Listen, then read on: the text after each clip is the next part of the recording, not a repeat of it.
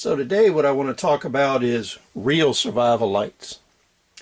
These are the kind of lights you'll use in survival activities, prepping activities, whether you're foraging, you have to operate on people, you have to sew up wounds at night. And an additional consideration is the fact that since we're looking at EMP threats and nuclear war with China and between China and India, China, the United States, and Russia, you want to have portable battery-powered lights.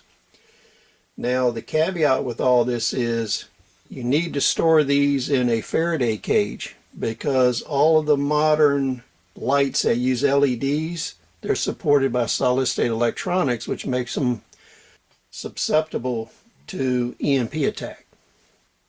The good thing is these lights are all very cheap. They use either AA or AAA batteries. You can get a small or multiple solar chargers that'll charge AA and AAA batteries. That way you're not connected to a generator. You're not connected to a power source. And what you want to do is have enough of these, since they're so cheap, that you have redundant capacity. You might want to consider these disposable or abandonable lights.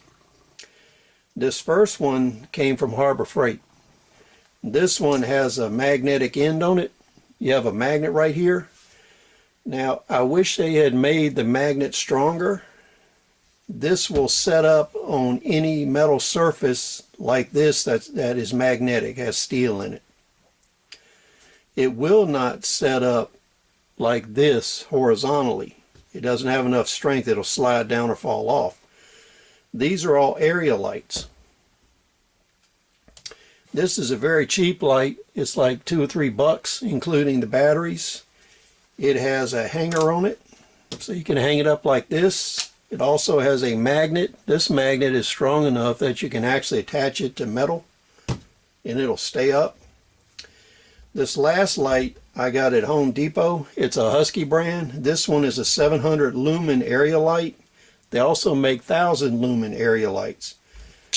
These have a capacity of 6 AA batteries, and it comes with the battery. So this was $12.95. I've seen them run from $12.95 up to $19.95 depending on the store sales and how many you buy. The interesting thing about this one is set up so it can run in emergency circumstances on half of the batteries. So if you're running short on batteries and you need emergency light, you can just put 3 batteries in one side or the other instead of the 6, and it will provide light. Now, this one has an adjustable handle, so you can hang it on stuff. You can set it up like this. If you have a medical team and they need to provide procedures on people to save their lives at night or in dark places, underground, in destroyed buildings, you can use this to provide an area floodlight. You can take 2 or 3 of these and use them as a replacement for a headlight on a vehicle in an emergency.